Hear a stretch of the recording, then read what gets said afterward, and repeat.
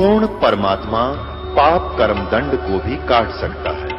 अभी तक जिस भी संत व महापुरुष से मिले उन्होंने यही बताया कि पाप कर्म फल भोगने से ही समाप्त होगा। वो प्रभु कौन है जो पाप कर्म को काट देता है, वो काल के बंधन से छुड़वा देता है। उसका क्या नाम है, पूजा की विधि क्या है? कृपया अवश्य सुनिए जगत गुरु तत्वदर्शी संत रामपाल जी महाराज के अमृत वचन। राजा ऋषभ देव जी से दीक्षा लेकर के मारीची ने साधनाएं की। वो वेदों अनुसार साधना है और ब्रह्म तक की साधना है। ब्रह्म और परब्रह्म और ब्रह्मा विष्णु महेश अन्य इन तक की जो पूजाएं हैं उनसे जैसा कर्म प्राणी करता है दोनों भोगने पड़ते हैं, उसमें कोई परिवर्तन नहीं हो सकता। तो जिस आधार से वो पुण्यात्मा पुण्यों के आधार से स्वर्गों में गया, देवता बने 80 लाख बार, और फिर गधा भी बना, कुत्ता भी बना, 60 करोड़ बार गधा, 30 करोड़ बार कुत्ता, रोते गिनती नहीं। ये दशा तो उस पुण्यात्मा की है जो शास्त्र अनुकूल साधना वेदों अनुसार साधना कर रहा था। क्योंकि वेदों में कंप्लीट स्पिरिचुअल नॉलेज नहीं है। चारों वेदों का निष्कर्ष श्रीमद् भगवद गीता है। श्रीमद् भगवद गीता अध्याय नंबर 4 के श्लोक नंबर 32 और 34 में स्पष्ट किया है कि सच्चिदानंद घन ब्रह्म ने अपने मुख कमल से आकर जो ज्ञान दिया है उसमें कंप्लीट स्पिरिचुअल नॉलेज है, संपूर्ण अध्यात्म ज्ञान है और वो तत्व ज्ञान है। चौथे अध्याय के 34वें श्लोक में कहा कि उस तत्व ज्ञान को तू तत्वदर्शी संतों से जाकर समझ। इससे सिद्ध है कि गीता ज्ञानदाता भी कंप्लीट ज्ञान नहीं बता पा रहा, उसने ऑप्शन छोड़ दिया है तत्वदर्शी संतों से पूछो। ऐसे यजुर्वेद अध्याय नंबर 40 के मंत्र 10 से लेकर 13 में स्पष्ट किया है कि तत्वदर्शी संत ही परमात्मा की स्थिति को अच्छी तरह जानते हैं, उनसे सुनो। तो इससे सिद्ध हो गया कि जो वेदों में वर्णित विधि है वो गलत नहीं है लेकिन कंप्लीट नहीं है, उससे जन्म मृत्यु नहीं मिट सकती। इसलिए गीता ज्ञानदाता कहता है 18वें अध्याय के 62वें श्लोक में कि तू सर्वभाव से उस परमेश्वर की शरण में जा और तत्वदर्शी संतों को खोज कर ले, वो बताओगे उसका मार्ग। उसके पश्चात उस परमेश्वर की कृपा से तुम जन्म मृत्यु से सदा के लिए छूट जाएगा, फिर सनातन परम धाम को और परम शांति को प्राप्त होगा। तो पुण्यात्मा, ब्रह्म साधना करने वाले मारीची के विधिवत साधक के ये ऐसी हालत हुई और आगे वही जीव महावीर जैन कहलाया जो जैन धर्म का अंतिम आज तक का और 24वें तीर्थंकर हैं। उसने ना तो कोई गुरु धारण किया, उसके इतिहास में लिखा है। अपने आप हठ योग करके जैसा भी उसने अपनी साधना की, उसके बाद अपने अनुभव से 363 पाखंड मत बकवाद पंथ चला दिए। अब वर्तमान के जैनी इस महावीर जैन द्वारा चलाए गए पाखंड मतों के आधार से साधना कर रहे हैं। इनकी के दुर्गति होगी तो एक बार भी स्वर्ग ना जा सकते। यो कम से कम 80 लाख बार तो देवता बन गया था। तो दास का उद्देश्य किसी की क्रिटिसाइज करना नहीं है, आपको ये दिखा रहे हैं कि आप जी विष खा रहे हो, इस विष को त्याग कर अमृत खा लो, आपका मोक्ष होगा, आपके बच्चों को भी सुख होगा। साधना गलत कर रहे हो। अब क्या बताते हैं, कोट जन्म तन भरमत हो गए, कुछ नहीं हाथ लगा रे, और कुकर सुकर खरबा बोरे कौआ हंस बगारे। कोटि जन्म तू राजा की, ना मिटी न मन की आशा, भिक्ष को कर दर दर घूम लिया, ये मिला ना निर्गुण रासा। ये साधना नहीं मिली। आप ऐसे कठिन साधक भी रहे हो, घर त्याग गए, जंगल में चले गए, नगरी से भिक्षा मांग लाए, सूखी रोटी जैसी भी मिली खा ली, बाकी रखती वहीं पर सूख जाती थी, अगले दिन भेकर खा लेते थे 2-2-3 दिन तक उस एक दिन की भिक्षा से, और जंगलों में अपना टाइम पास करते थे, भक्ति करते थे। उससे क्या मिला कि इंद्र कुबेर ईश की पदवी ब्रह्मा वरुण धर्मराया, विष्णुनाथ के पुर को जाकर तू फिर भी वापस आया। क्या बताते हैं कि भिक्षुक होकर तू दर दर घूमया, मिला ना निर्गुण रासा। ये साधना ना मिलने से, सच्ची साधना ना मिलने से तो ऐसी कठिन साधना करके भी उच्च पदों को प्राप्त करके, ब्रह्मा विष्णु महेश तक की पदवी को प्राप्त करके इंद्र तक की पदवी को प्राप्त करके भी तो फिर वापस यही जन्म मृत्यु में चक्कर काट रहा है। इसलिए क्या बताते हैं, असंग जन्म तन मर्त्या होगे, जीवित क्यों न मरे रे, द्वादश मध्य मैल मठ बोरे, बहुर न दे धरे रे। अभी तक 10वें द्वार पे जोर दे रखा था कि 10वां द्वार पार कर गया बस मुक्ति हो जाती। 10वां द्वार तो इस ब्रह्मांड के अंदर ही रह लेता है, इससे बाहर नहीं, जन्म मृत्यु से बाहर नहीं होता। 12वें द्वार में सतलोक है, 12वां द्वार पार करके जाना पड़ेगा। ये सब ब्रह्मांडों के रास्ते हैं। तो 11वां द्वार 21 ब्रह्मांड को पार करा के परब्रह्म के लोक में प्रवेश कराता है, और 12वां जो द्वार है वो इस अक्षर पुरुष के ब्रह्मांडों को पार करके सतलोक में प्रवेश होता है। तो गरीबदास साहिब जी जो आंखों देख कर आए थे परमात्मा के साथ जा करके, वो बता रहे हैं, द्वादश मध्य महल मठ बोरे। वो महल, वो स्थान, वो मठ, वो स्थान जहाँ जाने के बाद फिर लौटकर संसार में नहीं आते, वो 12वें द्वार को पार करके है। द्वादश मध्य महल मठ बोरे, बहुर न दे धरे रे। वहाँ जाकर फिर जन्म मृत्यु नहीं होती। फिर क्या बताते हैं, असंग जन्म तन मर्त्या होगे, जीवित क्यों ना मरे रे। अपना आत्मा घना जोर देना पड़ेगा। आपने ये एक एक सांस की कीमत बहुत जबरदस्त है मनुष्य जीवन की, लेकिन हम ज्ञान ना होने से बच्चों की तरह खिलौनों से खेल कर इस जीवन को नष्ट कर चले जाते हैं। अब क्या बताते हैं कि असंग जन्म मर्त्या होगे, जीवित क्यों ना मरे रे। जीवित मरना है, इच्छाओं से वापस हटना। जैसे दास बतावे ऐसे वचन पर डटना है आपने, फिर अपने आप इच्छाएं कम हो जाएंगी। जैसे मन चाहता कोठी बना लूँ, उसने भी बना ली। मन चाहता डीजे बजा लूँ, पड़ोसी भी बजावे। नहीं, ये भी जीवित मरना है ना भाई, हमारा काम नहीं है, हम नहीं करेंगे। फिर जीवित मरना है, जैसे कोई व्यक्ति, जैसे आपको उदाहरण दिए, 5 लाख के एग्रीमेंट के चक्कर में भगवान भक्ति छोड़ के और दौड़ा जा रहा था। ना वो बालक रहे जिसके लिए माया जोड़े था, ना खुद रहा है, और भगवान भी ना मिला। तो कहने का भाव ये है, जैसे एक व्यक्ति नाइट सर्विस से जा रहा था, सुबह वापस आना था, अपना मकान बना हुआ था, तो नाइट सर्विस वाली उस बस की दुर्घटना में वो मृत्यु को प्राप्त हो गया। अब कितनी स्पीड से जा रहा था, रात में जाकर वापस आऊँगा। अब वो आप पे ना रहे, वो कोठन कौन बनाओगा, क्या करेगा उसको ठेका। तो कहने का भाव ये है कि जब आप सत्संग के निकट आवे और मन बकवाद करे, तो परमात्मा के इस विधान ने याद कर ले कि मान लीजिए हमारी मृत्यु हो जाती है, मृत्यु होगी तो फिर ये सारा साजबाज जिसके कारण हम भगवान के मार्ग पर नहीं लग पा रहे, यहाँ नहीं पहुँच पा रहे, तो परमानेंट टिकट कट गई। तो नो सोच ले 3 दिन के लिए मैं मर गया और कति छोड़ कर चल पड़ा उस काम में। एक स्थिति ऐसी भी आएगी, लेकिन आएगी धीरे धीरे। तो फिर नो सोच ले 3 दिन के अंदर जो कोई काम बिगड़ेगा, खराब होगा, उसने फिर जाकर ठीक कर लेंगे। और परमानेंट टिकट कट की जब भी, तो वही रह जाएगा यहीं पर। तो इन फार्मूलों को आपने याद रखना पड़ेगा, तब इस मार्ग पर बढ़ सकते हो। नहीं तो काल ने इतना वजन धर रखा है, असंग जन्म हो गए और मृत्यु होते चल छड़ यहाँ से। जीवित तेनों का यू तेरा है, यो तेरा है, मुकदमा करें बैठे रहे 1 फुट जगह पर, हर 1 मिनट में मृत्यु हो जाए, छड़ ही मेरा है। काल का है, छोड़, इसने मूर्ख बना रखा था तेरे को। तो परमात्मा कहते हैं ने सोच ले, और विश्वास रखना जो भगवान की तरफ चलते हैं उनके काम बिगड़ा नहीं करते। ये अपना बिल्कुल हृदय में गांठ लगा लेना। जो भगवान की तरफ ऐसे समर्पित होकर चलते हैं उनके काम बिगड़ा नहीं करते, बना करते हैं। सैकड़ों प्रमाण दिखा दूँ आपने यहाँ हमारे साथ। और हम एक बच्चे को भेजते हैं 14, 15, 16 वर्ष तक फ्री छोड़ देते हैं, बेटा अपना जीवन सफल कर। और इस परमात्मा के लिए क्या हम थोड़ा बहुत भी नहीं कर सकते उत्तम कल्याण के लिए? तो समय भी निकालना पड़ेगा, 2 पैसे परमात्मा के दिए हुए धन से पुण्य भी लाना पड़ेगा। ये सभी क्रियाएं आपको यहाँ से पार करने में सहयोग देंगी।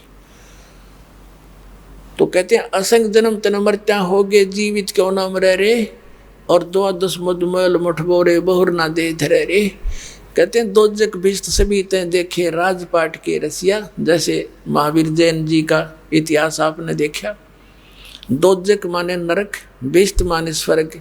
दोजक बहिष्ठ सभी तय देखे राजपाट के रसिया, और 3 लोक से तरपत नाही यो मन भोगी खसिया। गरीबदास जी याद दिलाना चाहते हैं जो भगवान को देख कर आए थे, परमात्मा के साथ गए थे नानक साहिब जी की तरह। अब वो आंखों देखा सब परमात्मा का दिया हुआ ज्ञान और सब बता रहे हैं। क्या बताते हैं कि इस मन की इतनी गंदी वृत्ति है, यूं काल का दूत है, तुमने चैन से रहने नहीं देता। जैसे कोई गांव का सरपंच बन जाता है तो उसकी नीयत रहती है चेयरमैन बनूं, और चेयरमैन बन जाता है तो ये सोचा एमएलए की टिकट मिला है। एमएलए बनने के बाद इन्होंने सोचा मंत्री बनूं, जब बात बने। मंत्री बनने के बाद इन्होंने सोचा मुख्यमंत्री बनूं जब चौधर पूरी हो। मंत्री बनकर नीति यह हुआ प्रधानमंत्री बनो, इतने इसकी टिकट कट ले, फिर गधा संतरी बना पाओ। अब परमात्मा कहते हैं 3 लोग से तरपत नाही यो मन भोगी खसिया। ये मूर्ख बना रहा तुम्हारे को जो काम करना था। कबीर साहब कहते हैं कबीरा सब जग निर्धना धनवंता नहीं कोए, धनवंता सो जानियो जिस पर राम नाम धन होए। तो राम नाम का धन इकट्ठा करो, आप भगवान के चरणों में जाओगे। फिर क्या बताते हैं कि सतगुरु मिले तो इच्छा मिटे। सतगुरु मिलेगा तो यहाँ से मन हटाओगा, आपकी इच्छाएं खत्म कर देगा। ये सत्कर मान लेना, आपको गलानी हो जाएगी यहाँ के इस बकवादों से। एक दिन ऐसी स्थिति आ जाएगी आपकी भी और आपके बच्चों की भी, और फिर भक्ति सफल होगी, स्पीड तो चलेगी। क्योंकि उस सुख को प्राप्त करने के लिए हमने यहाँ के सुख छोड़ने पड़ेंगे। क्योंकि स्टूडेंट यदि कॉलेज टाइम में, अपने स्टडी टाइम में और ये बकवादें करता है और भक्ति नहीं कर रहा है तो वो सदा दुखी होता है। तो आप स्टूडेंट हैं, आपने यहाँ की जो सुविधाएं बटोरने में जीवन नष्ट कर रहे हो, ये आप बालक हो, अपना जीवन नाश कर रहे हो। यहाँ के सुख से उल्टा हटना पड़ेगा, और ये सच्चाई के साथ आपने माननी पड़ेगी ये बात। एक कहने से बाय ऑर्डर नहीं, इस ज्ञान से आपकी आत्मा हट जाएगी। इनते देख लेना कुछ दिनों में। तो कहते हैं सतगुरु मिले तो इच्छा मिटे, और पद मिल पदे समाना, चल हंसा उस लोक पठाऊं जो आदि अमर अस्थाना। ओए है, अब सतगुरु मिलेगा तो इच्छा खत्म कर देगा आपकी। और पद मिल पदे समाना, अब देखो ये सूक्ष्म वेद है, गॉड गिवन, कबीर परमात्मा ने दिया गरीबदास साहिब जी के हृदय में, उन्होंने फिर हमारे लिए लिपिबद्ध करा दिया। ये सूक्ष्म वेद है, इसको समझना बालकों का काम नहीं है। इसमें कितने कोड वर्ड हैं। पद मिल पदे समाना, यहाँ पद के 2 अर्थ बनते हैं, 2 बार पद लिखा है। एक तो पद मिले, पद माने पद्धति, यानी पूजा की विधि अकॉर्डिंग टू शास्त्र मिले, सही भक्ति विधि सही मंत्र मिलेंगे, वो पद है, यानी वो पद्धति है। फिर पद मिल पदे समाना, कौन से पद में समाएंगे, कहाँ पहुंचेंगे। जैसे गीता अध्याय नंबर 15 के श्लोक नंबर 4 में कहा है कि उसके पश्चात तत्वदर्शी संत मिलने के पश्चात परमेश्वर के उस परम पद की खोज करनी चाहिए, जहाँ जाने के बाद साधक फिर कभी लौट कर संसार में नहीं आते। तो यहाँ लिखा है सतगुरु मिलेगा तो वो पद मिलेगा, सतगुरु मिले तो इच्छा मिटे, पद मिल पदे समाना, और चल हंसा उस लोक पठाऊं जो आदि अमर स्थाना, जो शाश्वत स्थान है, तुझे वहां भेज दूं। फिर कहते हैं 4 मुक्ति जहाँ चंपी करती, जैसे यहाँ की 4 मुक्तियां हैं, 4थी मुक्ति ब्रह्मलोक में चले जाते हैं। ब्रह्मलोक में गए हुए प्राणी फिर जन्म मृत्यु में, ये सथाई सुख रहा है ही नहीं हमारा। तो यहाँ कहते हैं ये 4 मुक्ति जहाँ तेरी चंपी करती, सदा तेरे चरणों में सुख रहेगा सतलोक में। सतलोक कोई एक समुद्र सागर नहीं है, वो ऐसा ही पृथ्वी है, ऐसे ही बाग बगीचे, सारी व्यवस्था बिल्कुल एज इट इज है। ये डुप्लीकेट मिट्टी के कच्चे खिलौने हैं, वो अमर तत्वों से बने हुए सभी हैं। तो आपके शरीर भी वहाँ पर अमर होंगे और इतने सुख होंगे। कहते हैं 4 मुक्ति जहाँ चंपी करती, माया होरी दासी, और दास गरीब अभय पद पर से, वो मिले राम अविनाशी। कहते वो अविनाशी परमात्मा मिलेगा और वो सुख तेरे चरणों में सदा के लिए बना रहेगा।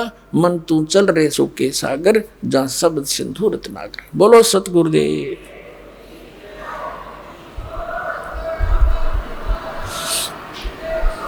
परम पिता परमात्मा पूर्ण ब्रह्म सारी सृष्टि के रचनहार, कबीर देव जी, कबीर साहब, ये हम सभी आत्माओं के पिता हैं, ये जनक हैं हमारे। और अपने का दुख अपनों को ही होता है। अपने बच्चे जब कष्ट में होते हैं तो माता पिता की नींद भी हराम हो जाती है। तो पुण्यात्माओं, हमने एक बहुत भयंकर गलती करी थी, जिसके परिणाम स्वरूप हम यहाँ इस काल के जाल में ये पीड़ाएं सहन कर रहे हैं। हम अपने पिता से विमुख हो गए। जहाँ हमें सब सुविधाएं उपलब्ध थी, वहाँ ना वृद्ध अवस्था थी, ना मृत्यु होती थी। हमारा भरा पूरा परिवार था, सब सुविधाएं उपलब्ध थी। हम अपनी गलती के कारण इस काल भगवान के ऊपर आसक्त होकर इसके साथ यहाँ आ गए। और शेष बहुत से जो वहाँ आत्माएं अभी रह रही हैं, वो वहीं रह गए, वो इसके ऊपर आसक्त नहीं हुए।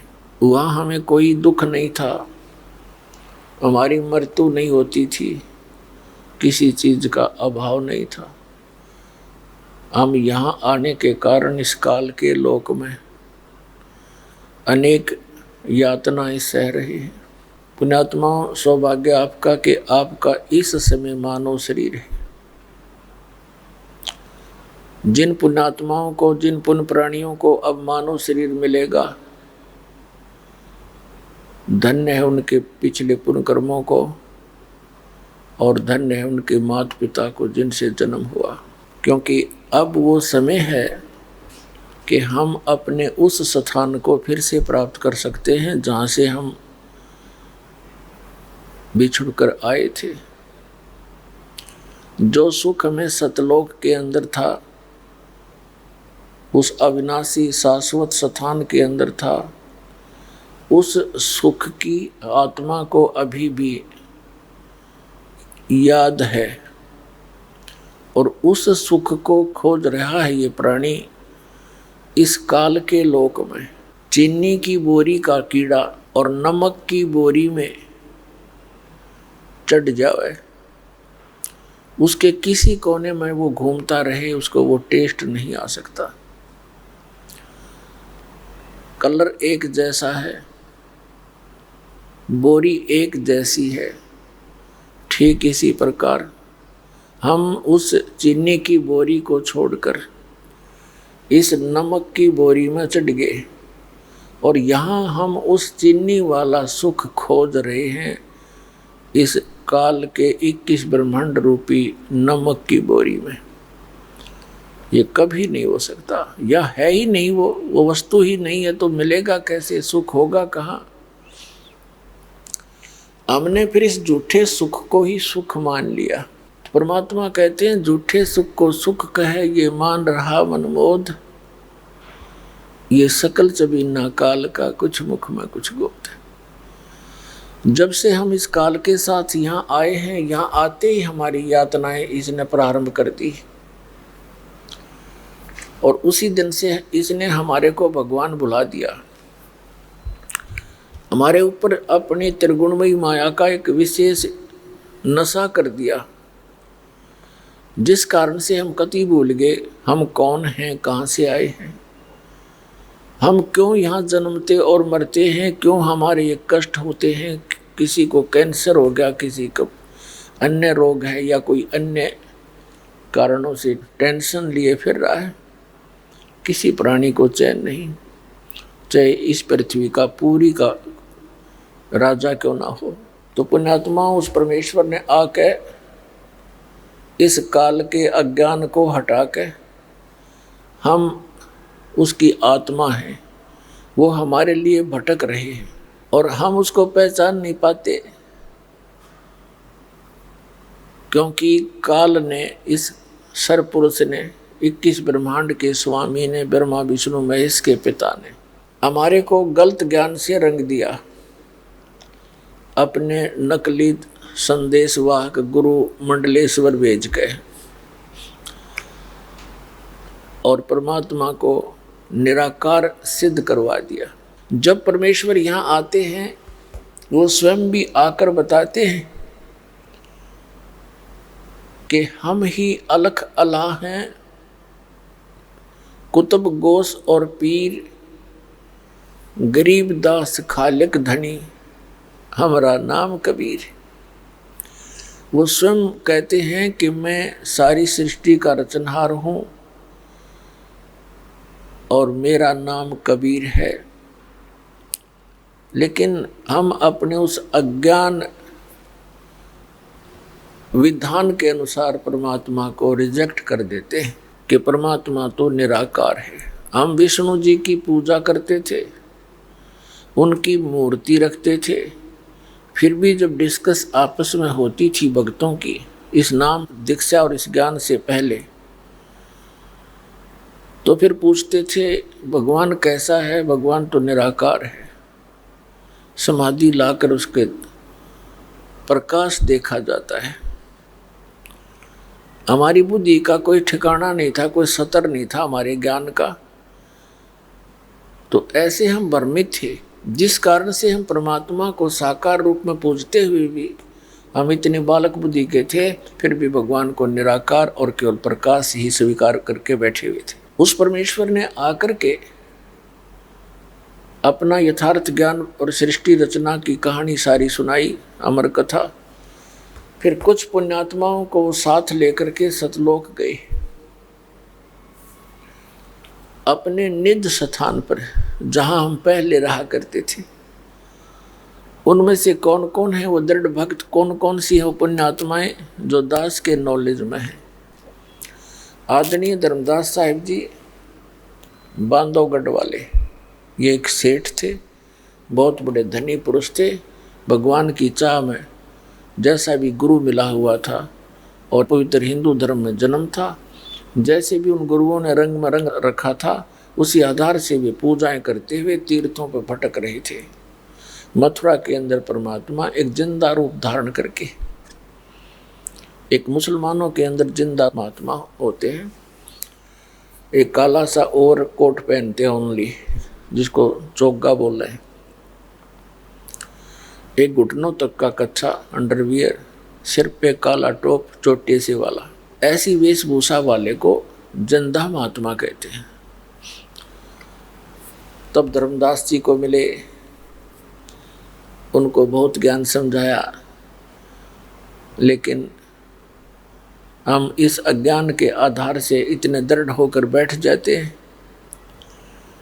परमात्मा से कहा कि आप कौन हो? तब परमेश्वर ने कहा कि मैं परमात्मा हूँ जिसकी तुम्हें तलाश है। तब धर्मदास जी ने कहा कि आप तो साकार दिखाई दे रहे हो, परमात्मा तो निराकार है। तब परमेश्वर ने कहा कि आप विष्णु जी की पूजा और ये मूर्ति किस लिए लिए हुए हो? ये विष्णु जी क्या है? तब धर्मदास जी ने कहा कि विष्णु हमारे भगवान हैं। तो क्या विष्णु जी साकार हैं या निराकार? कि विष्णु जी तो साकार हैं, फिर परमात्मा कैसा है? कि परमात्मा तो निराकार है। परमात्मा ने कहा फिर विष्णु जी क्या है जो परमात्मा निराकार है? तो नो आंसर, फिर मौन धारण कर लिया। तब परमेश्वर ने कहा कि मैं विधेयी हूं भाई। अब धर्मदास के यह गले उतरे नहीं कि आपका दिख दे ही तुम कहो विधेयी। तब परमात्मा ने कहा धर्मदास देख, मेरे हाथ लगा के देख, जो तुम्हारा शरीर है ना, ऐसा नहीं है मेरा शरीर। मेरा हार्ड चाम का पुतला नहीं है, मेरी अमर काया है। इसमें नाड़ी आदि का जोड़ जुगाड़ नहीं है, हार्ड मांस नहीं है। अब धर्मदास ने देखा रुई जैसा शरीर मालिक का, ऐसे फिर भी गले बात नहीं उतरी। कहने का भाव ये है कि परमात्मा ने कई बार झटके वटके देकर अंतर ध्यान हो गए परमात्मा सामने से। तब धर्मदास जी के एकदम झटका सा लग गया कि सचमुच ये तो परमात्मा ही थे। फिर परमात्मा उस प्यारी आत्मा को सतलोक लेकर गए। जब सतलोक में जाकर देखा, वही जिंदा वाला रूप ही उस अनंत कोट ब्रह्मांड के संचालक के रूप में सिंहासन पर विराजमान है, सिर पे मुकुट है और तेजों में शरीर है, ऊपर छत्र है, बहुत बड़ा गुम्बद है। सतलोक एक पृथ्वी है सफेद कलर की, उसका तेज बहुत घना है, बहुत नूरी है और वहाँ सब व्यवस्था है।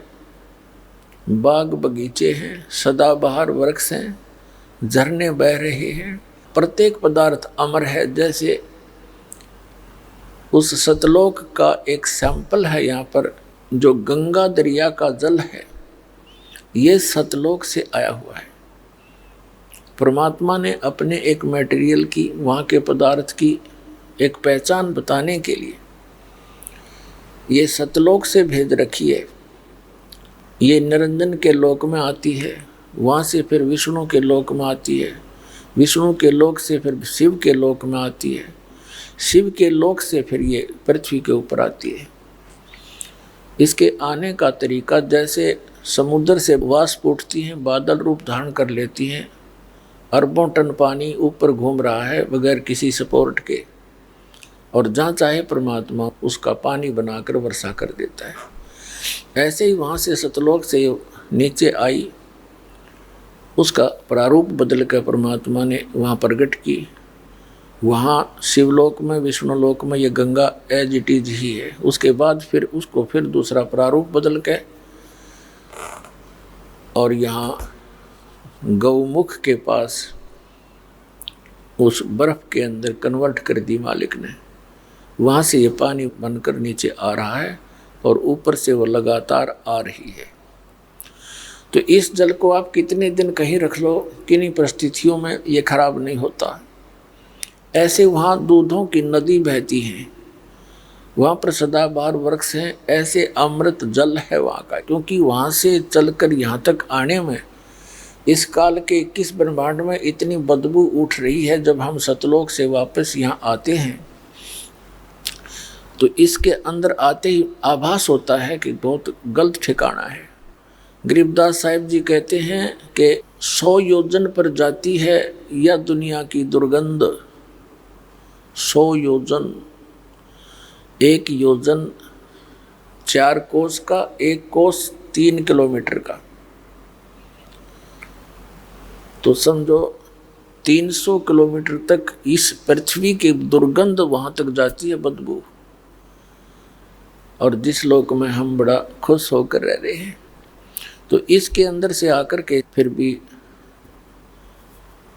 मलिनता आ ही जाती है थोड़ी बहुत। उसके बावजूद भी ये इतना निर्मल जल है और परमात्मा के यथा स्थान पर तो इसका कहना ही क्या। तो पुण्यात्मा, परमात्मा ने 600 वर्ष पहले अपनी प्यारी आत्मा धर्मदास जी को सतलोक दिखाया और वहाँ सतलोक के अंदर परमात्मा को देखा। करोड़ सूर्य मिला दे, करोड़ चंद्रमा, इतने एक रोमकूप की शोभा।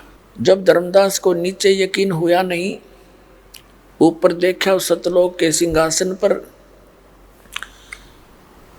फिर वापस फिर आया, नीचे आकर परमात्मा को देखा तो कहा, हे भगवान, मैं आपके साथ वाद विवाद करके बहुत शर्मिंदा हूँ, आप तो सचमुच भगवान हैं, आप तो वास्तव में परमात्मा हैं। लेकिन आपका जो वहाँ शोभा है, वो शोभा युक्त आपका शरीर यहाँ नहीं है, इसका कारण क्या है? तो परमेश्वर ने कहा था कि एज इट इज यदि मैं जो का तुम उसी तेजों में शरीर से यहाँ प्रकट हो जाऊँ तो तुम्हें कुछ दिखाई दे नहीं, सबकी आंखें बंद हो जाए, जैसे उल्लू सूर्य नहीं देख सकता, इतना तेज तुम्हारी चरम दृष्टि सहन नहीं कर सकती। इसलिए मैं अपना हल्का तेज रूप बनाकर, रूप को सरल करके नीचे आता हूँ और उसी रूप में आ जाऊँ, उसी शोभा में, तो ये काल निरंजन को हार्ट अटैक हो जावे, ये बेहोश हो जा, तो ये हमारा नियम भंग हो जाता है। क्योंकि इसने तप करके ये राज्य लिया हुआ है और तुम अपनी गलती से, सब इच्छा से यहाँ आई हुई हो। अब मैं तुम्हें उस स्थान की प्राप्ति, उस सुख को पुनः प्राप्त कराने की एक विधि बताऊंगा। मैं जोर जबरदस्ती बलात् तुम्हें नहीं ले जा सकता, बलपूर्वक नहीं ले जा सकता, मैं विधि बताऊंगा। उस विधि से तुम साधना करना और आस्था पूरी करना हमारे ऊपर,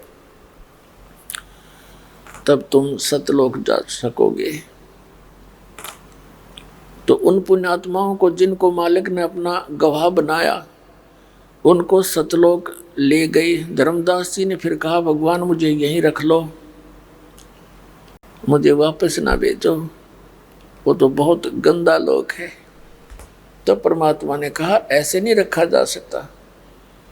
आप यहाँ से जब गए भक्ति युक्त थे, तुम परिपूर्ण थे भक्ति से। अब तुम्हारी भक्ति, तुम्हारी जो शक्ति वो बिल्कुल खत्म हो चुकी है और तुम्हारे ऊपर काल का बहुत घना ऋण है। ऐसा मंत्र मैं तुम्हें बताऊंगा धर्मदास, सतनाम का, उसकी साधना करना, भक्ति करना। बहुत शीघ्र तुम उसी तरह चार्ज हो जाओगे और जब शरीर छोड़कर आओगे बच्चा, तुम मेरे पास आ जाओगे और कोई तरीका नहीं है। और जाओ मेरे ज्ञान का प्रचार करो, आंखों देखे गवाह रूप में तुम अपने प्यारे भाई बहनों को, इस यथा स्थान को जो देखा है तूने, और सत सत बता दे।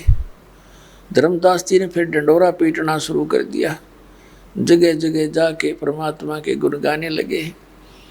लेकिन काल के दूत पग पग पर बैठे हैं, उन्होंने परमात्मा के इस ज्ञान को हम तक आने नहीं दिया। उसी समय में आदरणीय नानक साहिब जी को परमात्मा मिले। ऋग्वेद मंडल नंबर 9 सूक्त नंबर 86 मंत्र नंबर 26 और 27 में, ऋग्वेद मंडल नंबर 9 सूक्त 82 82 के मंत्र 1 2 3 में, ऋग्वेद मंडल नंबर 9 सूक्त 96 96 के मंत्र 16 से 20 में, ऋग्वेद मंडल नंबर 9 सूक्त 20 मंत्र 1 में, ऋग्वेद मंडल नंबर 9 सूक्त 94 के 94 के मंत्र 1 में, ऋग्वेद मंडल नंबर 9 सूक्त 95 के मंत्र 2 में, 95 के 2 में, और भी अनेकों स्थानों पर ये प्रमाण है कि वो कबीर देव, वो परम अक्षर ब्रह्म सतलोक में रहता है ऊपर, और वहाँ से वो गति करके आता है, चल के आता है सशरीर। अच्छी आत्माओं को मिलता है जो दृढ़ भक्त होते हैं, उनको उपदेश देता है, ज्ञान सुनाता है। वो अपने शरीर को, अपने रूप को सरल करके आता है, तत्व ज्ञान से परिचित कराता है। तो उसी अपनी लीला आधार से परमात्मा आदरणीय नानक साहिब जी को मिले थे। जिस समय नानक साहिब जी सुल्तानपुर के अंदर एक नवाब के यहाँ नौकरी किया करते थे, और प्रतिदिन वो बेई नदी में स्नान करने के लिए जाया करते थे। वहाँ घाट बना हुआ था, सुल्तानपुर नगर के साथ ही, शहर के साथ ही वो बेई नदी बह रही है। एक दिन परमात्मा नानक साहिब जी को मिले और उनसे डिस्कस हुई, प्रार्थना की कि मैं भक्त हूँ और आपके विषय मुझे बहुत कुछ सुना है कि आप बड़े महान आत्मा हो, मुझे कुछ ज्ञान मार्ग बताओ। तो नानक साहिब जी ब्रजलाल पांडे से गीता पढ़ा करते थे, और उस ब्राह्मण ने, गुरु ने श्री विष्णु जी को सुप्रीम पावर, जैसा कि हिंदू समाज के अंदर एक लोक वेद फैला हुआ है, तो उन्होंने बताया कि विष्णु जी सर्वेश्वर हैं, ये अजरो अमर हैं, सर्वशक्तिमान हैं, इनके कोई माता पिता नहीं है। तो ऐसे काफ़ी डिस्कस हुई, जैसे धर्मदास साहिब जी के साथ हुई थी, ऐसे ही नानक साहिब जी के साथ हुई। तो परमात्मा ने 3-4 प्रश्न किए थे। परमात्मा ने नानक साहिब जी से पूछा था कि गीता जी का ज्ञान किसने बोला? कि श्री कृष्ण जी ने। श्री कृष्ण जी कौन है? कि ये विष्णु के ही अवतार हैं। श्री नानक साहिब जी का उत्तर था। तब परमात्मा ने कहा कि गीता अध्याय नंबर 2 के श्लोक नंबर 12 में, अध्याय नंबर 4 के श्लोक 5 और 9 में, गीता अध्याय नंबर 10 के श्लोक नंबर 2 में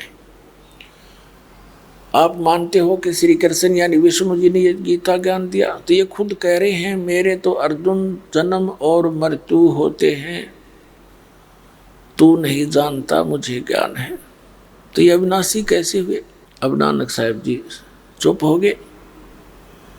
तब परमात्मा ने कहा कि गीता ज्ञानदाता अध्याय नंबर 15 के श्लोक नंबर 4 में कहता है कि तत्वदर्शी संत की प्राप्ति के उपरांत परमेश्वर के उस परम पद की खोज करनी चाहिए जहां जाने के बाद साधक फिर लौट कर संसार में नहीं आते। और जिस परमेश्वर ने सब ब्रह्मांडों की रचना की है, केवल उसी की भक्ति करो। गीता अध्याय नंबर 18 के श्लोक नंबर 62 में कहा है कि अर्जुन तू सर्वभाव से उस परमेश्वर की शरण में जा, उस परमात्मा की कृपा से तू परम शांति को, सनातन परम धाम को प्राप्त होगा। श्रीमद् भगवत गीता अध्याय नंबर 8 के श्लोक नंबर 1 में अर्जुन ने पूछा कि हे भगवान, आपने जो गीता अध्याय नंबर 7 के श्लोक 29 में जिस तत्वब्रह्म की जानकारी दी है कि उसको जानकर सारे अध्यात्म से परिचित, सब कर्मों से परिचित व्यक्ति केवल जरा और मरण से ही छूटने का प्रयत्न करता है। जरा माने बुढ़ापा, बुढ़ापे का कष्ट, और मरण माने मृत्यु। अपने आत्मा आप जिस ज्ञान से वंचित हो, जिस कारण से सारा दिन हम इस संसारी क्रिया में ही अपना पूरा जीवन व्यर्थ करके चले जाते हैं। व्यर्थ अवस्था आती है, फिर रोते हैं, कभी गोड्डे दुख है, कभी आंखों से नहीं दिखता, कभी दांत कंडम हो गए, और कभी अन्य रोगों से ग्रस्त हो जाता बुढ़ापे में। फिर उसको अपने पिछले जीवन की वो झलकें याद आती हैं और बैठा बैठा रोता है। सारा जीवन में जो धन जोड़ता है, जिन परिवार के लिए, पोषण के लिए सारा जीवन लगा रहता है, उनमें से कोई बच्चा ही मर जाता है, कोई बेटी विधवा हो जाती है, पुत्री ही मर जाती है, पत्नी मर जाती है, पूरे परिवार के सदस्य ही मर जाते हैं, बूढ़ा एकला रोने को रह जाता है। एक तो वृद्ध अवस्था, ऊपर से ये कैर टूट गया। तो परमात्मा बताते हैं कि ये बुढ़ापा और ये मृत्यु, ये हमें कति नहीं अच्छी लगती, और दोनों कंपलसरी यहाँ पर। तो ये रहने का स्थान है। हम कति अज्ञानी बना के, हमें कोई विकल्प दिखाई नहीं देता, इसलिए हमने इस प्रोसेस को फाइनल मान लिया और हम विवश होकर के इन पीड़ाओं को सहन कर रहे हैं। अब परमात्मा ने आके बताया कि वहाँ सतलोक के अंदर ये जरा और मरण नहीं है, वहाँ वृद्ध अवस्था नहीं, ना मृत्यु बता। और हम यहाँ पड़े बिना ज्ञान के। अब मृत्यु तो आपकी होगी, चाहे आपके कितना अच्छा परिवार है, कितना आपका धन है, और कभी भी हो सकती है। तो इस ज्ञान से आपने एक ऐसी प्रेरणा बनेगी जो सत्य का आधार है कि मृत्यु तो होगी, और मृत्यु के समय आपकी फिर वापस भावना यहीं किसी पुत्र पुत्री में या किसी संतान संपत्ति में रहेगी, तो वापस फिर यहीं जन्म होगा। यहाँ जन्म होगा तो ये प्रोसीजर फिर शुरू हो जाएगा। जन्म हुआ, फिर युवा हुए, विवाह हो गया, संतान हुई, कोई मर गया, कोई बच गया, सारा जीवन खच पक कर अरण्य में फिर मर गए। इसका कोई अंत है पता नहीं, असंग जन्म हो गए, इसी प्रकार भटकता है। तो अब इसका विकल्प मिल गया हमें, और अब भी हमारी आंख नहीं खुलेगी तो फिर भगवान का के दोष भाई। खुद आते हैं सतलोक से चलकर, जूते खाते हैं, गाली खाते हैं, पत्थर मारते हैं हम इस भांग पी कर काल की नकली झूठे गुरुओं को सच्चा मानकर उस परमात्मा के पीछे पड़ जाते हैं। 600 वर्ष पहले जो दाता के साथ बदतमीजियां हमने की, अब उनको सुन और पढ़कर आंखों से रोना होता है, और वो हमारे लिए भटक रहा है क्योंकि हम उसके बच्चे हैं। तो सतलोक के अंदर जरा और मरण नहीं है। तो यहाँ अर्जुन ने पूछा कि 7वें अध्याय के 29वें श्लोक में आपने बताया कि जो मेरे इस ज्ञान को आश्रय बनाकर तत्वदर्शी संत की खोज कर लेता है, जो 4थे अध्याय के 32वें श्लोक में कहा है कि अर्जुन तो उस तत्व ज्ञान को जो चौथे अध्याय के 32वें श्लोक में गीता जी में जिसके विषय में कहा कि सच्चिदानंद घन ब्रह्म अपने मुख कमल से वो तत्व ज्ञान बोलकर सुनाता है और उस तत्व ज्ञान के अंदर आध्यात्मिक मार्ग यज्ञों की जानकारी बहुत विस्तार के साथ लिखी होती है, वो तत्व ज्ञान है। चौथे अध्याय के 34वें श्लोक में कहा कि उस तत्व ज्ञान को तू तत्वदर्शी संतों के पास जाकर समझ, उनको दंडवत प्रणाम करने से और कपट छोड़ के प्रश्न करने से वो तत्वदर्शी संत तुझे उस तत्व ज्ञान का उपदेश करेंगे। तो यहाँ कहा कि मेरे इस ज्ञान को आधार आश्रय बनाकर 7वें अध्याय के 29वें श्लोक में जो केवल जरा और मरण से छूटने का ही प्रयत्न करते हैं, जरा मरण मोक्षाय यतन्ति ते, जो जरा और मरण के छूटने के लिए प्रयत्न करते हैं उसके मोक्ष के लिए, वे तत् ब्रह्म विदु, ब्रह्म तत्व विदु, वो उस परमात्मा से परिचित हो चुके हैं, तत् ब्रह्म। तो वो ही जरा और मरण से छूटने का प्रयत्न करते हैं, जो उस तत्व ब्रह्म से परिचित हो जाते हैं और सारे अध्यात्म ज्ञान से परिचित हो जाते हैं, जो सब कर्मों से परिचित है। तो अर्जुन ने 8वें अध्याय के प्रथम मंत्र में पूछा, फिर किम तत्ब्रह्म, वो तत्ब्रह्म क्या है? 8वें अध्याय के 3रे श्लोक में उत्तर दिया गीता ज्ञानदाता ने कि वो परम अक्षर ब्रह्म है। यानी गीता ज्ञानदाता से अन्य है वो परम शक्ति। इन 7 श्लोकों को सुनकर नानक साहब जी बहुत प्रभावित हुए, लेकिन ये पुराना ज्ञान था, ये जल्दी सी जगह छोड़ता नहीं। तो नानक साहब जी उन कबीर साहब से नाराज हो गए, कहने लगे तू मुसलमान है कबीर, और हमारे देवताओं को, हमारे ग्रंथों को तू हमें भ्रमित करके सुना रहा है, मैं तेरी बात सुनने को तैयार नहीं। अब परमात्मा चले गए, अंतर ध्यान हो गए। घर आकर के उन्होंने गीता जी डेली पढ़ते थे, ध्यान से देखा, सब कुछ सच्चा पाया। कई दिन तक तड़पते रहे कि हे भगवान एक बार वो जिंदा फिर आ जा, वो साधु एक बार फिर आवे, मैं डिस्कस खूब करूँगा। अगली बार परमात्मा जब आए 5-6 महीने के बाद, उसी प्रकार सुबह सुबह गर्मियों के समय था, स्नान करने के लिए बेई नदी पर गए हुए थे नानक साहब जी। उस दिन परमात्मा केवल नानक साहब जी को दिखाई दे रहे थे, अन्य को नहीं।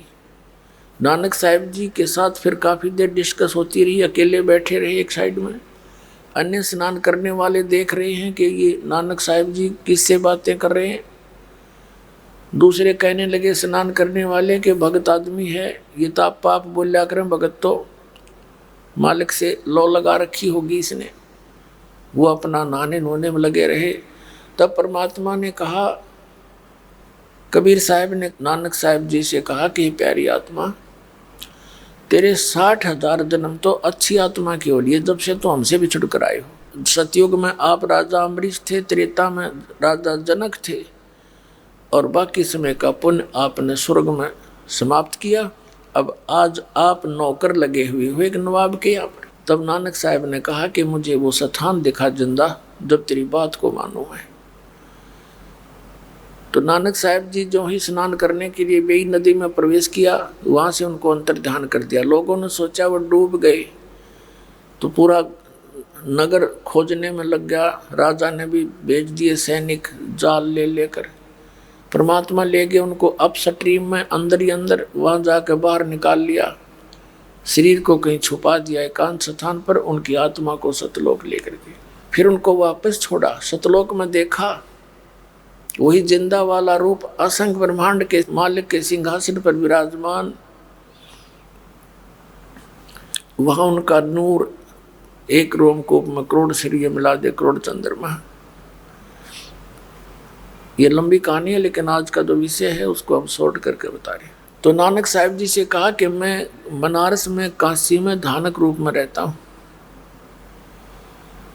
और रामानंद महर्षि मेरे गुरुजी हैं, और वहाँ आ जाना प्यारी आत्मा, सतनाम दूंगा। नानक साहब ने कहा था मुझे यहीं रख लो भगवान, तो परमात्मा ने कहा नहीं, आप जाइए सतनाम की भक्ति करना, इस मंत्र के तो साधना से तुम शीघ्र ही भक्ति युक्त हो जाओगे और भक्ति की शक्ति से ही तुम यहाँ आ पाओगे। अब तीसरे दिन नानक साहब जी वापस वहीं पहुंच गए बेई नदी के ऊपर। पहले उनको मृत जानकर शोक मनाया जा रहा था, जीवित देखकर खुशी का ठिकाना नहीं रहा। तो उसके बाद नानक साहब जी पहली उदासी में बनारस गए। वहाँ कबीर साहब को देखा एक जुल्हाई रूप में, धानक रूप में कपड़ा बुनते हुए। तब नानक साहब जी ने कहा था, फाई सूरत मुल्क की वेश ए ठगवाड़ा ठगी देश खरा सियाणा बहुता बार। ये धानक रूप रहा करता, आंखों में आंसू भर के, नीच जात परदेसी मेरा छिनावे छिन जावे और ताकि संगत नानक रहंदा कैसे मुंडा पावे। अब उस बात को कोई दूसरे जुलाई माने नहीं, काशी के लोग माने नहीं कि पंजाब का यो पंजाबी आके नीरू के पुत्र को भगवान बताओ, इसका दिमाग खराब हो गया। तो परमात्मा ने कहा था कि जो मुझे देख लेगा प्यारी आत्मा, मुझे वही भगवान मानेगा, ना वो दूसरा नहीं मान सकता। तो नानक साहब जी से कहा कि ठीक है तू प्रचार कर। 12 वर्ष तक उन्होंने अपने प्रचार किया। फिर उन प्यारी आत्मा से कहा था कि अब तेरा विरोध घना बढ़ जाएगा, आप अपना विश्राम करो, भक्ति करो बैठ के। 16 वर्ष तक नानक साहब जी अपने घर पे रह करके भक्ति भी करते रहे और जो उनके पास आते थे उनको ये सत उपदेश भी, सत्संग भी सुनाया करते थे, शिष्य भी बनाते थे। तो पुण्यात्माओं, हम उस स्थान को छोड़कर आगे, उसके लिए परमात्मा ने ये पुण्यात्माएं इस कलयुग के लिए हमारे लिए गवाह बनाए, अपने प्रत्यक्ष दृष्टा बनाए। उन महापुरुषों ने फिर परमात्मा की महिमा का गुणगान किया। फिर आदरणीय दादू साहिब जी, आदरणीय मलुकदास साहिब जी, आदरणीय गरीबदास साहिब जी गांव छुड़ानी जिला झज्जर वाले को, हरियाणा वाले को मिले। आदरणीय गीसा दास साहिब जी गांव खेकड़ा जिला मेरठ उत्तर प्रदेश वाले को भी ऐसे ही मिले। इन सभी महापुरुषों से हमारे लिए जो अधिक महत्वपूर्ण वाणी है आदरणीय धर्मदास साहिब जी की, वो तो उन्होंने कबीर सागर कबीर साखियों तो लिखी सारी। आदरणीय नानक साहिब जी की, आदरणीय गरीबदास साहिब जी की। आदरणीय नानक साहिब जी तो समकालीन थे कबीर साहिब और धर्मदास जी के बहुत समय तक। तो परमात्मा को मालूम था कि इतने लंबे समय का दिया हुआ ज्ञान शायद ही सुरक्षित रह पावे, इसलिए आदरणीय गरीबदास साहिब जी को सन 1727 में, जब गरीबदास जी 10 वर्ष के थे, यानी संवत 1774 को वैसाख के अंदर आदरणीय गरीबदास साहिब जी का पूर्णमासी को जन्म हुआ था।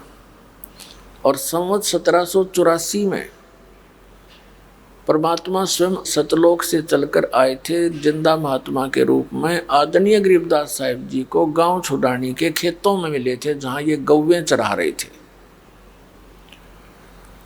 उसमें सन 1727 था, संवत 1784 था। फाल्गुन मास की द्वादशी सन 1727 यानी संवत 1784 दिन के लगभग 10 बजे परमात्मा सतलोक से चलकर आए एक जिंदा महात्मा का रूप बना के, और वहां आकर प्रकट हो गए। एक वृक्ष के नीचे आदरणीय गरीबदास साहिब जी और अन्य गवाले पाली वहां खाना खा रहे थे। एक जंडी के पेड़ के नीचे बैठे थे। उसके साथ से गांव कबलाना टू छुड़ानी एक फुटपाथ है। अब तो सड़क बन गई, पहले कच्चा रास्ता था, सिंगल यानी केवल मनुष्यों के आने और जाने का। उस रास्ते आ रहे थे बच्चे, वहीं पर वो पाली खाना खा रहे थे।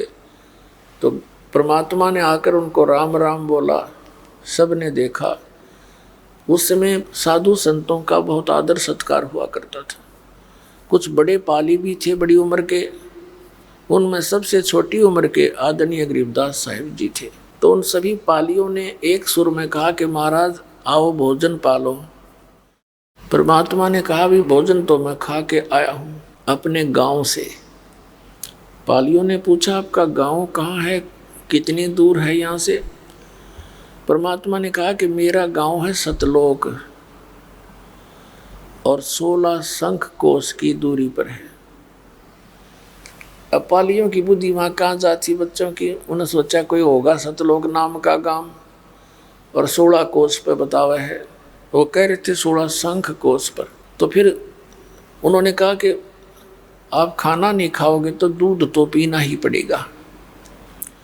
पहले क्या होता था कि गौएं बहुत रखते थे और खेती का साधन विशेष नहीं था। वर्षा हो जाती तो कोई बाजरा ज्वार कनक बीज लिया करते थे, अन्यथा चरागाह बने रहते थे, उसके लिए पशुधन अधिक रखते थे। और कुछ गौएं ऐसी होती थी, इतनी शरीफ होती थी, किसी समय उनका दूध निकाल ले तभी दे देती थी दूध को। तो इस आधार से उन्होंने कहा कि महाराज दूध तो पीना ही पड़ेगा। तब परमात्मा ने कहा भाई दूध पिलाओगे ना तो कंवारी गाय का दूध पीता हूँ, कंवारी बछिया का दूध पिया करूँ मैं। अब वो पाली कहने लगे बाबा जी तेरी नीत दूध पीने की कोनी, मजाक करता है तू। परमात्मा ने कहा भी देख लो दूध पिलाओ, फिर महात्मा को दूध पिलाना चाहते हो तो कंवारी गाय का पीता हूँ। गरीबदास जी 10 वर्ष के बालक थे। पहले 10 वर्ष के बालक अच्छे तगड़े होते थे। वो खड़े हुए और कहा महाराज जी एक उनकी प्रिय बछिया थी जो 8-9 महीने की होगी, 1 वर्ष की होगी लगभग, उसको पकड़ कर ले आए, गले में रस्सी बांध रखी थी। अब उस बछिया को लाकर खड़ा करके कहने लगे महाराज जी इसका बच्चा तो है ही नहीं, इसने बच्चे को जन्म तो दे ही नहीं रखा, ये दूध कैसे देगी? तो परमात्मा ने कहा तुम्हारे पास कोई पात्र है जिसमें दूध निकालेंगे? एक 4-5 किलो का, जैसे जिसमें लस्सी ले जाते थे, ऐसा एक मिट्टी का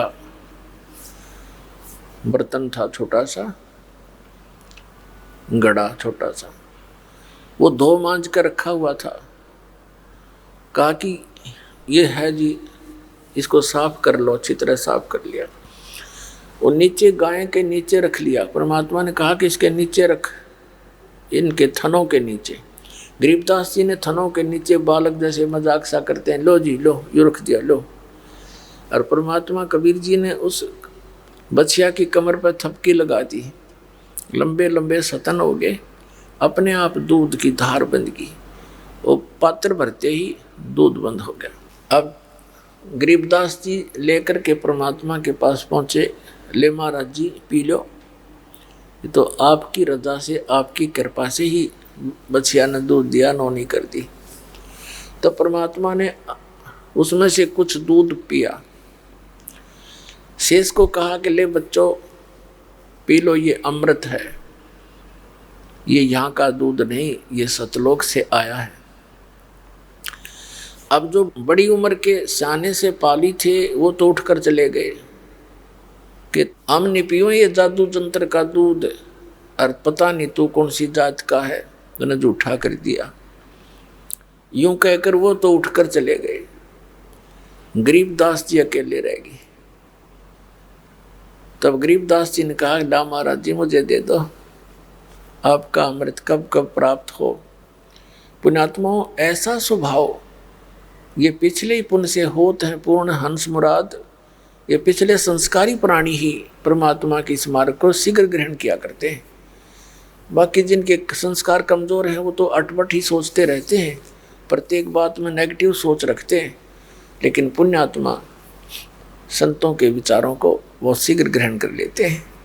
और इसका दुरुपयोग हो गया क्योंकि ये नकली संत, इन भोली आत्माओं ने सच्चे संत मान के वहाँ भी इसी स्वभाव से फंस गए। अब यहाँ यथास्थान पर आवेंगे, दूध के जड़े हुए हैं, यहाँ भी उनके मन में कई महीना तक अटपट नहीं जाती, क्योंकि ज्ञान गलत सुन रखा। 6 महीने में जाकर कंटिन्यूस ज्ञान सुनोगे, जब तक आपके अंदर का वो सारा खारा जल निकलेगा और ये यथा सत्संग आपके अंदर प्रवेश होगा। लेकिन पुण्य आत्माओं में यह शीघ्र परिवर्तन हो जाता है। अब गरीबदास जी ने पिया, फिर परमात्मा ने उनको कथा सुनाई सतलोक की, तुम वहाँ रहते थे। बच्चों के बड़ा जल्दी असर होता है और चाह बढ़ती है उसको देखने और वहाँ जाने की। तो परमात्मा ने कहा, बेटा प्रथम मंत्र ले, मेरे से उपदेश ले, फिर मैं तुझे वहाँ दिखा के लाऊंगा। रख तो नहीं सकूँगा, लेकिन तुझे वो स्थान दिखा दूंगा जहाँ तुम पहले रहा करते थे, वहाँ कितना सुख है। गरीबदास जी कहने लगे, जी ले चलो मुझे। अब उसने तो सोचा था गोदी में उठाऊंगे ले चलेंगे, वो बैठ गया, उसकी आत्मा निकाल ली, शरीर वहीं छोड़ दिया। ऊपर लेकर गए परमात्मा। अब गरीबदास जी को लेकर के धर्मराज के दरबार में पहुंचे, जो एक ब्रह्मांड का न्यायाधीश है, सबका अकाउंट रखता है और यहाँ का वो सुप्रीम पावर है, यानी जैसा वो लिख कर दे देता है सबको उसी के आदेश अनुसार सब संस्कार प्राप्त होते हैं। और उस धर्मराज के लिखे हुए को ना ब्रह्मा ना विष्णु ना शिव और न ही ब्रह्म उसको चेंज नहीं कर सकता। केवल वो परम अक्षर ब्रह्म, वो सुप्रीम पावर कबीर परमेश्वर जी परम अक्षर पुरुष ही कर सकता है। अब परमात्मा ने अपना साक्षी बनाना था गरीबदास साहिब जी को, अपने सामर्थ्य से उसको परिचित कराना था। अब परमात्मा धर्मराज के दरबार में जब गए, धर्मराज ने यानी यहाँ के चीफ जस्टिस ने, एक ब्रह्मांड के चीफ जस्टिस ने खड़ा होकर के परमात्मा कबीर परमेश्वर का सत्कार किया, अपनी सीट छोड़ दी उसके लिए और कहा, आओ बैठिए भगवान। अब जैसे एक छोटे अधिकारी को एक हवलदार सत्र के कर्मचारी को और एक एसपी आकर के उसको आदेश देता है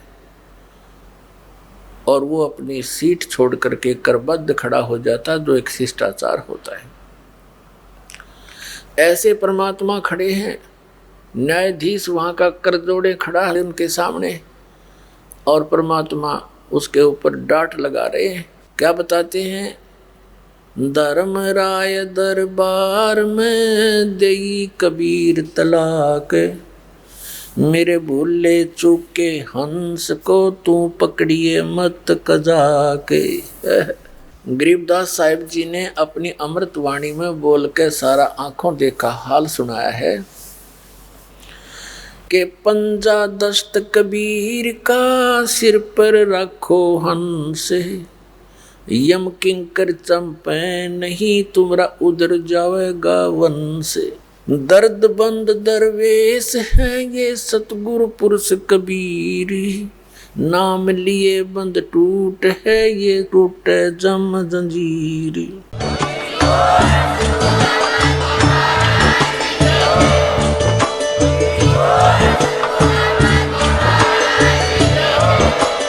आप सुन रहे थे जगत गुरु तत्वदर्शी संत रामपाल जी महाराज जी के मंगल प्रवचन। अधिक जानकारी के लिए विजिट कीजिए हमारी वेबसाइट www.jagatgururampalji.org। संत रामपाल जी महाराज जी के शुभ आशीर्वाद से पूरे विश्व भर में 500 से भी ज्यादा नाम दीक्षा केंद्र हैं, जिन पर संत रामपाल जी महाराज जी द्वारा ऑनलाइन निशुल्क नाम दीक्षा दी जा रही है। अपने नजदीकी नाम दीक्षा केंद्र का पता करने के लिए संपर्क करें 8222880541।